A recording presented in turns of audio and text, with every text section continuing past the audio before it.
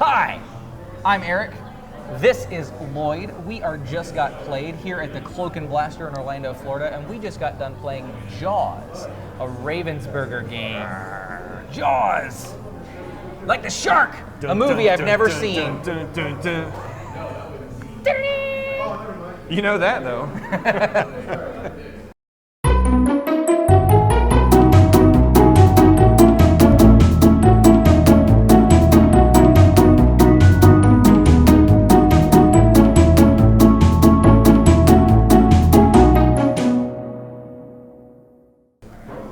So, Lloyd, do you think you can give us a quick overview of Jaws, the board game? I think I can. Please do. Okay, in Jaws, the board game, the game is actually a two-part game played over 2 acts. The first act, one player is playing the shark, Bruce, and he is using a hidden movement system to move around the map of Amity Island, as shown here. So swimmers are going to come out on the board in different places based on some event cards, and it's going to put swimmers out and allow certain actions to take place for the shark or for the players playing the humans. The other 3 people, or the other 3 characters in the game, are Hooper, Quint, and Brody, and they're going to be played by 1 to 3 other players. So this game does go from 2 to 4. Their job is to try and find the shark and stop him before he eats 9 people. If the shark eats 9 people, first round immediately ends and we start round 2, or phase 2. If they can get 2 barrels on the shark before that happens, the phase ends and we go to round 2. Once you go to round 2 has these cool tiles that make the orca. And in this round, 3 spots. The orca is the boat. Ah, yes, the boat. In case you've never seen the movie. Just looks like an empty spot now, but there are tiles to make the whole boat.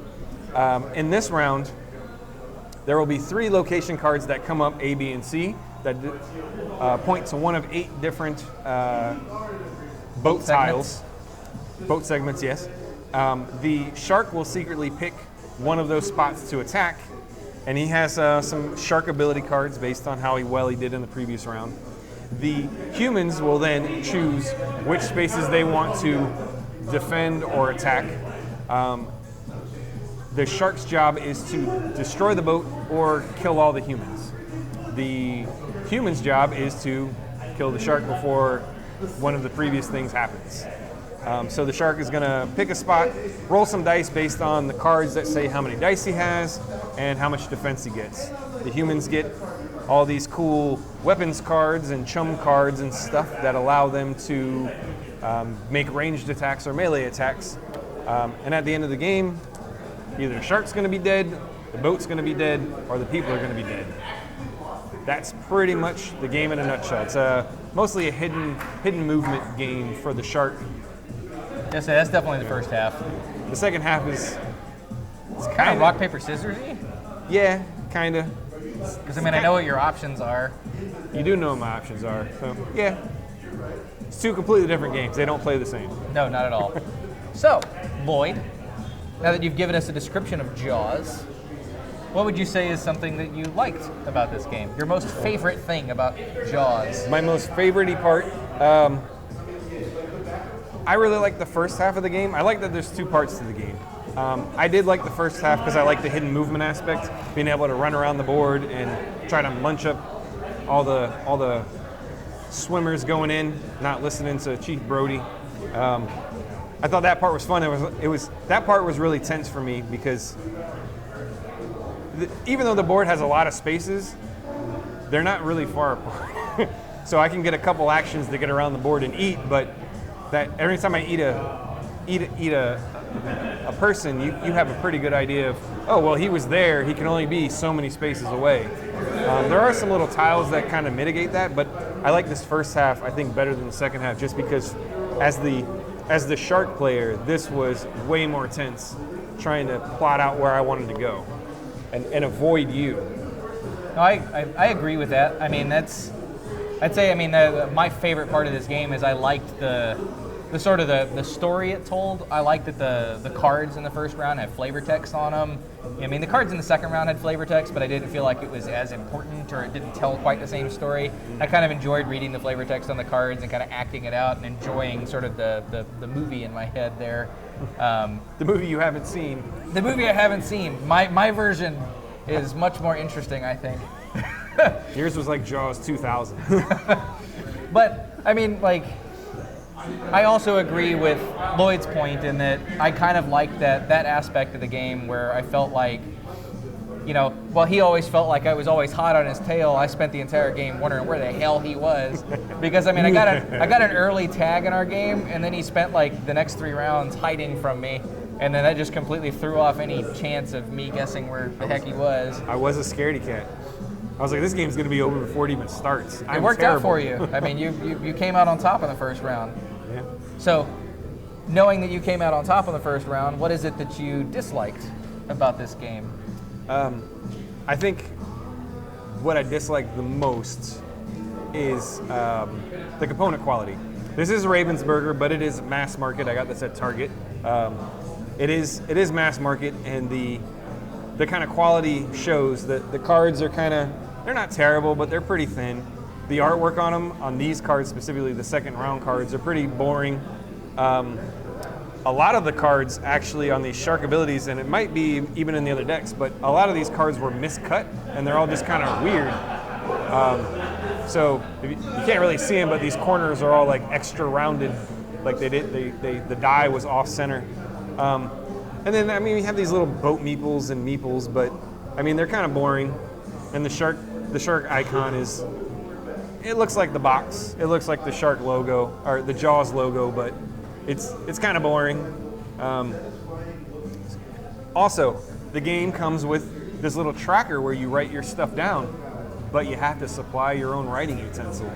Ravensburger. Yeah. Can't even give us a golf pencil.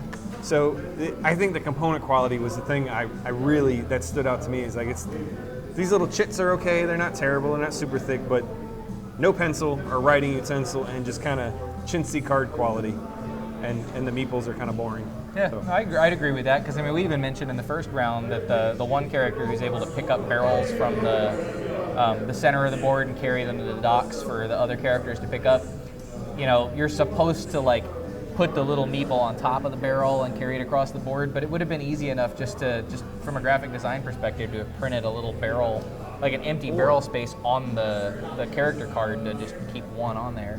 Have you played Ghost Fight and Treasure Hunters before? I have not. Okay, so in that game, you're going around and you're trying to pick up little tokens with gems that are in the map.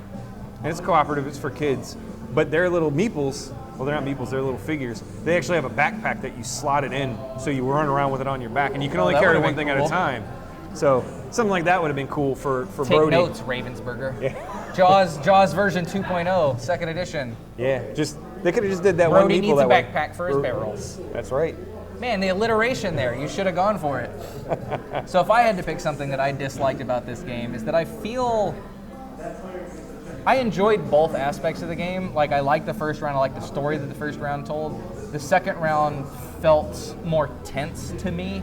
I mean, I know Lloyd liked the tension in the first round, and I feel like that probably comes from playing Bruce the shark. But in the second round, like, it was really close. I mean, at the end, most of my guys were wounded. There were only 2 segments of the boat left. He was almost dead. I mean, it was real close. It kind of, you know, it felt good, and I almost feel like playing the first round has the potential to make the second round crappy for the shark player, because if I get lucky in the first round as the people, I get like a ton of extra crew cards, and he gets way, way, way fewer of the shark abilities. And I mean, going into the second round, I got 3 bonus crew cards, and he had a full complement of shark ability cards. And it was still really close, and I ended up winning. And I mean, and I like the tension there, but I feel like coming into the second round, if I'd have had an advantage there, it would have just been a slam dunk against the shark, and it just, I don't know. I don't know that the 2 parts marry together very well. And then, I mean, on top of it, too, I mean, there's an easy complaint in that you do have dice involved in attacks, and I mean, it is a 1 in a 6 chance, but there is a chance there at the end that, you know, when I'm rolling my hammer to bonk Bruce in the nose for one last point of damage that I roll a 0 and then I get eaten and I die, which would have made an amusing story, but it still kind of sucks that the dice kind of ended up biting me in the ass. I mean, Or Bruce ended up biting me in the ass, dragging me to my death in the water. yeah, Ass first. it's not terrible. I mean, yeah. I didn't feel particularly screwed by the dice, but just another little nitpicky thing. I mean, I'm not a big fan of. I'm always the guy that'll roll the 0. Yeah. Well, the second round, and just to kind of go off that, the second round is a little bit more swingy in the way it works because you have cards that dictate how many cards, where you can go, along with how many dice you get, and then the dice on top of that. So you can make all the right choices, completely miss your targets, and then I get 3 dice and just roll that, which isn't terrible, but I could roll that and just be like, oh, well, my big play was ruined by a terrible dice roll or terrible cards because 2 of the 3 come out with the same exact location spot. So there's a lot of, I think just on top of the dice, there's a lot of randomness in that second round to overcome. Oh yeah, that would have been terrible had like, I don't know what the likelihood of that is, but all 3 of the cards coming up with the same zone. Like, there's your choice, you got to attack that. I don't think it's mathematically possible. Gotta have to look, but yeah, that's I'm that's curious now. That's Jaws by Ravensburger. I am Eric. This is Lloyd. I'm Lloyd. This is the Cloak and Blaster, or a table at the Cloak and Blaster.